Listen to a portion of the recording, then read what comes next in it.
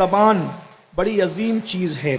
زبان کو اللہ رب العزت نے حسن بھی دیا ہے اور زبان کو اللہ نے عیب بھی دیا ہے. جس انسان کی زبان سنور جاتی ہے وہ انسان بڑا عظیم ہو جاتا ہے، اور جس انسان کی زبان بگڑ جاتی ہے وہ انسان بڑا بدترین ہو جاتا ہے. انسان کی خوبی اس کی زبان کے پردے میں چھپی ہوئی ہے. انسان جب زبان کھولتا ہے تو دل میں جو کچھ ہوتا ہے وہی باہر آتا ہے. جیسے مشکیزے کا منہ کھلنے کے بعد مشکیزے سے چیزیں باہر آتی ہے، بوری کا منہ کھلنے کے بعد بوری سے چیزیں باہر آتی ہے، مٹکے کا منہ کھلنے کے بعد مٹکے سے چیزیں باہر آتی ہے. ویسے ہی انسان کے اندر کیا ہے، انسان کتنا خوبصورت ہے اندر سے. یاد رکھنا، چمڑی کی خوبصورتی کوئی خوبصورتی نہیں ہے بلکہ ان سائڈ کی خوبصورتی بڑی عظیم ہے. اس لیے کہ چمڑی خوبصورت ہو جائے تو لوگ پیار کرتے ہیں، دل خوبصورت ہو جائے تو خالق پیار کرتا ہے، چہرے خوبصورت ہو جائیں تو مخلوق پیار کرتی ہے، اور اگر دل خوبصورت ہو جائے تو خالق پیار کرتا ہے. اگر چہرے میں حسن آ جائے تو مخلوق دوستی کرتی ہے، اور اگر دل خوبصورت ہو جائے تو فرشتے دوستی کرتے ہیں. انسان کا جسم خوبصورت ہو تو لوگ اس کی عزت کرتے ہیں، لوگ اس کی تکریم کرتے ہیں، لوگ اس سے پیار کرتے ہیں، لوگ اس کے نام کے نعرے لگاتے ہیں.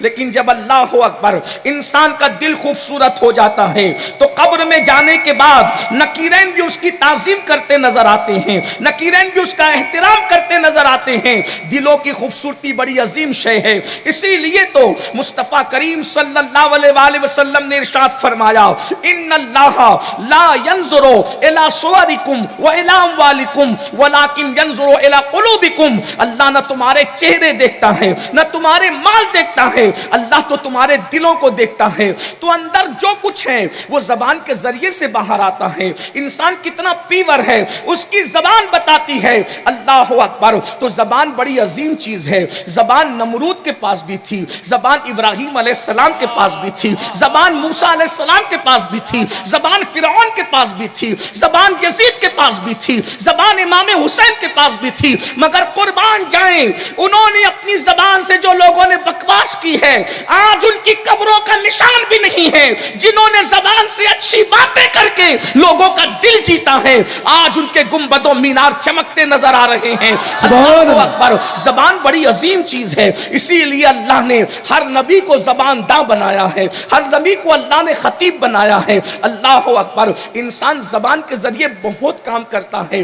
قلم بہت اہم ہے، قلم بہت قیمتی ہے، مگر قلم تک رسائی ان لوگوں کی ہے جو پڑھے لکھے ہیں. مگر زبان سے جو باتیں نکلتی ہیں ان پڑھ لوگوں کے دل میں بھی اتر جاتی ہے. قلم میں کتنی تاثیر ہے یہ آپ جانتے ہیں، لیکن اللہ اکبر زبان کی تاثیر اپنی جگہ ہے. اللہ کے بندو زبان کھلتی ہے بڑی عظیم ہے. اسی لیے تو آپ دیکھیں 23 سال کی قلیل مدت میں مصطفیٰ جان رحمت نے جو انقلاب پیدا کیا تھا وہ زبان سے نکلے ہوئے جواہر پارے، وہ جواہر پارے اللہ اکبر جو آج بھی اگر بخاری کو مل جائیں تو بخاری امیر المومنین فی الحدیث بنتے نظر آتے ہیں. اللہ اکبر. عبداللہ ابن مبارک کو مل جائیں تو اللہ اللہ وہ شیخ جو ہے وہ اپنے زمانے کے عظیم جو ہے محدث اور امام محدثوں کے امام بنتے نظر آتے ہیں. میرے آقا علیہ الصلوۃ و تسلیم کے دیوانوں، حضور جب بولتے تھے ایسا لگتا تھا جیسے پھول جھڑتے ہیں. میرے امام نے اس کی منظر کشی یوں کی ہے، وہ گل ہے لبہائے نازک ان کے، وہ گل ہے لبہائے نازک ان کے، ہزار جھڑتے ہیں پھول جن سے گلاب گلشن میں دیکھے بلبل، یہ دیکھ گلشن گلاب میں ہے. میں نثار تیرے کلام کی ملی یوں تو کس کو زبان نہیں، وہ سخن ہے جس میں سخن نہ ہو، وہ بیان ہے جس کا بیان نہیں. یاد رکھنا زبان صرف انسان کے دل کی عکاسی نہیں کرتی، زبان خون کی بھی عکاسی کرتی ہے، زبان انسان کے نسب کی بھی عکاسی کرتی ہے. بد نسب لوگ بد زبان ہوتے ہیں، خوش نسب لوگ خوش زبان ہوتے ہیں. زبان بڑی عظیم ہوتی ہے. اللہ کے بندو اللہ اکبر. جس خوبصورت گفتگو کے ذریعے سے خطۂ عرب میں مصطفیٰ جان رحمت نے انقلاب پیدا کیا تھا، مصطفیٰ جان رحمت کا عظیم جانشین بن کر سلطان الہند سرکار غریب نواز اس زمین پر تشریف تشریف لاتے ہیں اور اپنے موعظت حسنہ کے ذریعے سے، اپنے واعظ کے ذریعے سے، اپنی گفتگو کے ذریعے سے کیسا انقلاب پیدا کرتے ہیں۔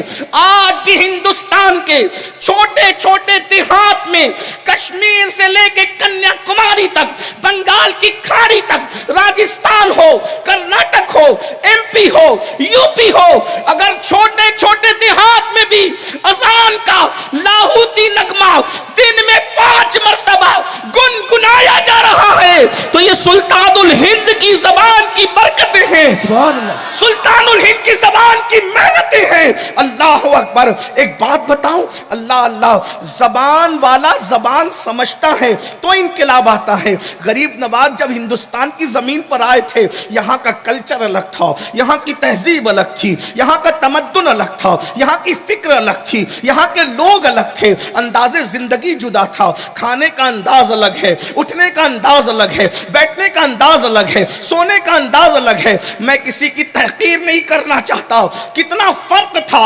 اللہ اکبر۔ غریب نواز اللہ گھی کے ذریعے سے جو ہے وہ کسی کو کھلا کر جان بچانا چاہتے تھے، اور یہاں کے اس وقت کے لوگ گھی کو چراغوں میں جلا کر کے ضائع کرنا جانتے تھے۔ اللہ اکبر۔ جانوروں کا احترام تھا، انسانوں کی جو ہے وہ قربانیاں کی جا رہی تھی۔ یہاں کی سوچ ہے، ایک خاتون اگر بیوہ ہو جاتی، شوہر کی لاش کے ساتھ اسے زندہ جلایا جا رہا تھا۔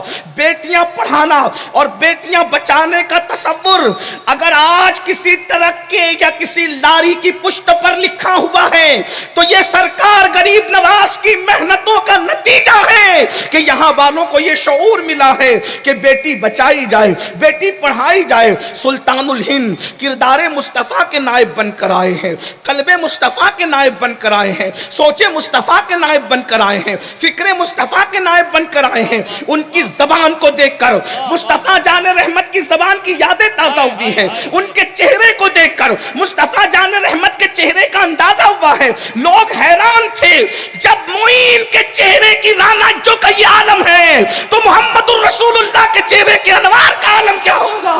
جب سیدہ کا بیٹا اتنا خوبصورت ہے تو آمنہ کے لال کے حسن و جمال کا عالم کیا ہوگا؟ سلطان الہند نے انقلاب بپا کیا۔ باتیں تو بہت ہیں، موسم حمایت نہیں کرتا، میں اپنی گفتگو جلد عنوان کی طرف لا کر کے سمیٹنے کی کوشش کروں۔ اللہ اکبر۔ گفتگو اللہ بڑی عظیم ہوتی ہے۔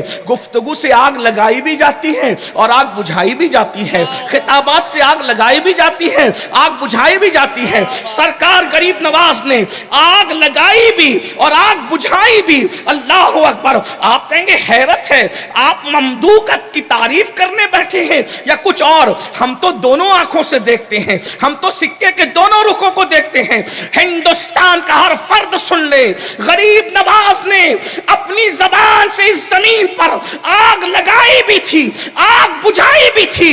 کفر کی آگ کو بجھایا تھا، عشق مصطفیٰ کی آگ لگائی تھی، وہ آگ جس سے جہنم کی آگ سرد پڑ سکتی تھی۔ اے عشق تیرے صدقے جلنے سے چھٹے سستے، جو آگ بجھا دے گی وہ آگ لگائی ہے۔ اللہ اکبر۔ ہندوستان کا مبلغ اعظم اب آئیے، انہوں نے اپنے خطبات کے ذریعے سے، خطابت ہم بھی کرتے ہیں، ویسے میں کوئی خطیب تو نہیں ہوں لیکن لوگ کہہ دیتے ہیں، شاید وہ خطا اجتہادی کرتے اس معاملے کے اندر، لیکن لوگ خطا جو ہے وہ خطیب کہہ دیتے ہیں۔ میں کوئی خطیب بھی نہیں، کوئی وائز بھی نہیں، کوئی ادیب بھی نہیں، کوئی اہل علم بھی نہیں، لیکن ایک بات ہے، خطابت ہم بھی کرتے ہیں۔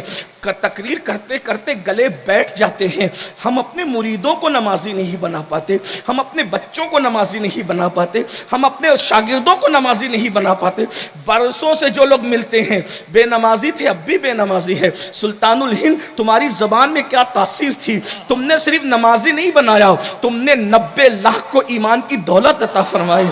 لوگ یقین نہیں کر پا رہے ہیں، ایک گملہ بھی نہیں ٹوٹا ہے، 90 لاکھ کو ایمان مل گیا ہے۔ ایک مالا بھی نہیں ٹوٹی ہے، 90 لاکھ کو ایمان مل گیا ہے۔ کسی کی مذہبی عبادت گاہ کو مسمار نہیں کیا گیا ہے، 90 لاکھ کو ایمان مل گیا ہے۔ کسی کو تو تک نہیں کہا ہے۔ اللہ اکبر۔ میں ذمہ داری سے ایک ایک لفظ کا ذمہ دار میں خود ہوں. کسی کو تو بھی نہیں کہا, کسی کو ابے بھی نہیں کہا, اور 90 لاکھ کو ایمان کی دولت نصیب ہو گئی ہے. کوئی مناظرہ نہیں ہوا, 90 لاکھ کو ایمان کی دولت نصیب ہو گئی ہے. کوئی کانفرنس نہیں ہوئی, 90 لاکھ کو ایمان کی دولت نصیب ہو گئی ہے. وجہ انہوں نے واز کہا تھا, انہوں نے خطابت کے جوہر نہیں دکھائے تھے, انہوں نے واز کہا تھا. واز کسے کہتے ہیں؟ دل سوزی کے ساتھ حق کے پیغام کو کسی کے دروازے دل پر رکھ دینے کو واز کہتے ہیں. سرکار معین ملت و دین کیسے خوبصورت وائز تھے, کیسی خوبصورت گفتگو کی تھی. اللہ اکبر. وہ خدا کے غدار جو کبھی گوبر کے سامنے سجدہ کر رہے تھے, چوہوں کے سامنے سجدہ کر رہے تھے, سانپ اور بلیوں کے سامنے سجدہ کر رہے تھے, وہ آوارہ پیشانی کو صرف اپنے لفظوں کے وہ چند سادے سیدھے جملوں کے گلدستے سجے ہوئے جب ان کے دروازے دل پہ رکھا ہے تو اللہ اکبر, خدا کے باقیوں کو خدا کا وفادار بنا دیا ہے. اور آپ اندازہ فرمائیں, آج بھی دیکھ لے, دنیا کے تمام خطوں کا جائزہ لے, کسی مبلغ کو اتنی پذیرائی نہیں ملی جو ہندوستان میں سلطان الہند سرکار غریب نواز کو ملی تھی. اللہ اکبر. واز کس طرح کا تھا؟ اگر میں آپ کے سامنے اسی پہ گفتگو کروں تو بہت وقت جائے, لیکن میں آپ بات سمیٹتا ہوں. واز کس طرح کا تھا, کیسی گفتگو کرتے تھے؟ واز لوگوں کی عقلوں کے مطابق, لوگوں کے شعور کے مطابق, لوگوں کے انداز زندگی کے مطابق. آئیے ہندوستان میں جب آپ نے قدم رکھا تو اس وقت بدکاری بہت عام تھی. اب دھیان سے سننا, بدکاری بہت عام تھی, زنا بہت عام تھا. اللہ اکبر. لوگ جانوروں کے ساتھ بھی کچھ لوگ بدکاریاں کیا کرتے تھے. آج بھی ایسے بدکار لوگ ہیں جو بدکاری بہت آگے ہیں. اللہ اکبر. سلطان الہند سرکار غریب نواز کی محفل ہے, کوئی محفل 10 منٹ کی ہے, کوئی محفل 15 منٹ کی ہے, کوئی محفل 20 منٹ کی ہے, اس سے زیادہ کی محفلیں نظر نہیں آتی. انداز گفتگو دیکھیں. سلطان الہند فرماتی ہیں اللہ اکبر, جب سرکار آدم علیہ السلام کو زمین پر اتارا گیا اور آپ زمین پر اترے تو میاں بیوی میں جدائی ہو گئی. لمبا سا عنوان ہے, اس کی طرف نہیں جاتا. قدرت نے لباس تک لے لیا. دھیان سے سننا, قدرت نے لباس تک لے لیا. جس آدم کو جنت میں بنایا تھا جنت سے باہر کیا. ہمارے لیے کتنی عبرت کی بات ہے, ایک لغزش پیغمبرانہ پر معصوم کو جنت سے باہر کر دیا جاتا ہے. اتنے سارے پاپ کرنے والے جنت میں داخلے کا خواب کیسے دیکھ لیتے ہیں؟ حیرت کی بات یہ ہے, معصوم اگر لغزش پیغمبرانہ کرے تو صرف باہر نہیں کیا جا رہا ہے, لباس تک لے لیا جا رہا ہے. میں بے باک لوگوں کی طرح یہ تو نہیں کہوں گا کہ لباس چھین لیا گیا, نہیں. اللہ اکبر. حضرت آدم سے لباس واپس لے لیا گیا, حضرت حوا سے لباس واپس لے لیا گیا. ایک بات بتاؤں, پتا چلا اچھا لباس پرمننٹ انہی لوگوں کو دیا جاتا ہے جو گناہ نہیں کرتے, جو بدکاری نہیں کرتے, جو برائی نہیں کرتے. میرے جوانوں, اگر ہمیشہ خوبصورت لباس پہننا چاہتے ہو تو گناہ چھوڑ دو. آج تم اپنی کوششوں سے پہن رہے ہو, اللہ تمہیں اپنے کرم سے پہنائے گا. مرنے کے بعد بھی تمہیں جنت کا لباس پہنایا جائے گا, جنت کے بعد کے تخت و تاج پہ تمہیں بٹھایا جائے گا. بہرحال لباس واپس لیا گیا, بیوی کو جدہ میں اتارا گیا اور شوہر کو ہند میں اتارا گیا. میں پھر اس کی طرف جاؤں گا تو لمبی ہوگی, لیکن آپ نے بار بار سنا بھی ہوگا خطبہ سے. پتا چلا میاں بیوی میں جدائی, میں ان کو گناہگار نہیں کہہ رہا ہوں, نہ ان کے فعل کو گناہ کہہ رہا ہوں, سمجھانے کے لیے کہہ رہا ہوں. میاں بیوی جب اللہ کی نافرمانی کرتے ہیں تو اللہ بتا رہا ہے کہ ایسے جدائی پیدا ہو. آج لوگ کہتے ہیں طلاق زیادہ کیوں ہو رہی ہے. میں نے کہا میاں بیوی گناہ کر رہے, اگر وہ گناہ کرنا چھوڑ دیں تو میاں بیوی میں جدائی پیدا. حضرت آدم نے کوئی گناہ نہیں کیا تھا, خطا نہیں کی تھی, وہ لغزش پیغمبرانہ تھی, اس کے پیچھے کروڑا کروڑ حکمت تھی, لیکن جدا کیا. دیکھو پتا چلا جدائی اللہ کی نافرمانی کی وجہ سے.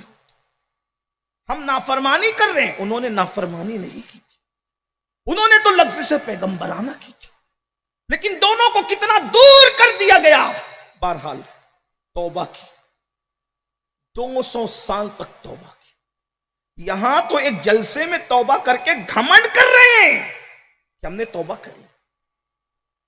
مجرم پاپ اور زنا اور عیاشیاں کر کے ایک بار استغفر اللہ رسمی طور پہ پڑھ کے سوچتے ہیں کہ میں جنتی ہو گیا. ہو بھی سکتے ہو, مجھے کوئی اعتراض نہیں, لیکن قدرت کی غیرت کا اندازہ کون کرے گا؟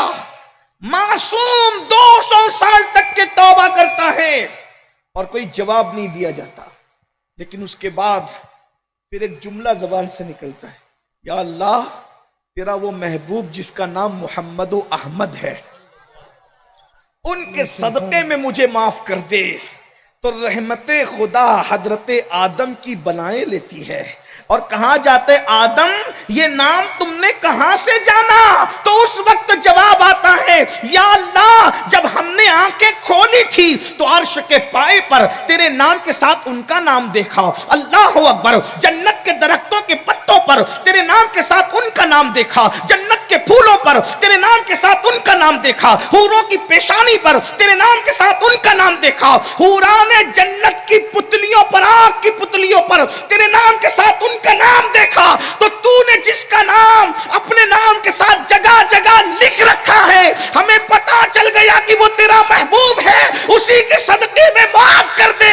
اب تک 200 سال تک جواب نہیں آیا، لیکن اب جواب آیا تو اس شان سے آدم اس کا نام لے کر تو نے اپنے لیے معافی طلب کی۔ اگر اپنی ساری اولاد کے لیے معافی مانگتے تو ہم سب کو معاف کر دے۔ سبحان اللہ سبحان اللہ۔ یہ نام کوئی کام بگڑنے نہیں دیتا، بگڑے بھی بنا دیتا ہے۔ سب نام محمد، آنکھوں کا تارا نام محمد، دل کا اجالا نام محمد، صلی اللہ کا سیرا سجا کر دولہا بنایا نام محمد، پڑھتی درودے دوڑے گی ہو دے لاشا جو لے گا نام محمد، پوچھے گا مولا مجھ سے پوچھے گا مولا لایا ہے کیا کیا، میں یہ کہوں گا نام محمد۔ سبحان اللہ سبحان آنکھوں میں اللہ۔ آ کے دل کے سما کے، آنکھوں میں آ کے دل میں سما کے رنگت رچا جا نام محمد، اپنے جمیل رضوی کے دل میں آجا سما جا نام محمد۔ کتنا خوبصورت نام ہے،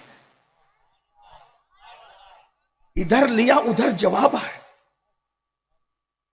ہم خوش نصیب ہیں کہ اللہ نے ہمیں ان کی امت میں پیدا کیا،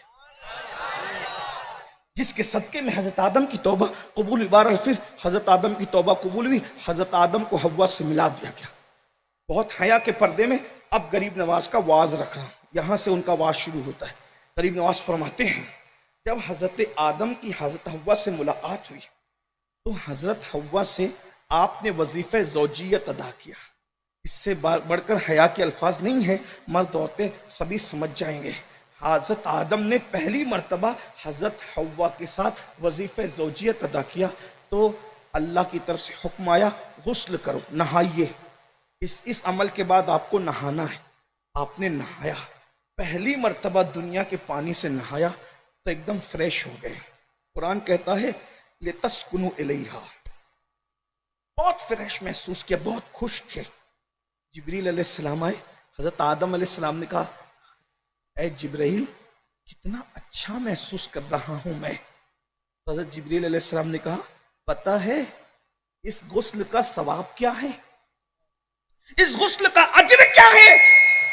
حضرت آدم نے کہا کیا ہے؟ تو کہا جتنے قطرے آپ کے بالوں سے نکل کر ٹپکے ہیں پانی کے، ہر بال کے اس قطرے کے بدلے میں اللہ نے آپ کو 1 سال کی عبادت کا ثواب عطا فرمایا۔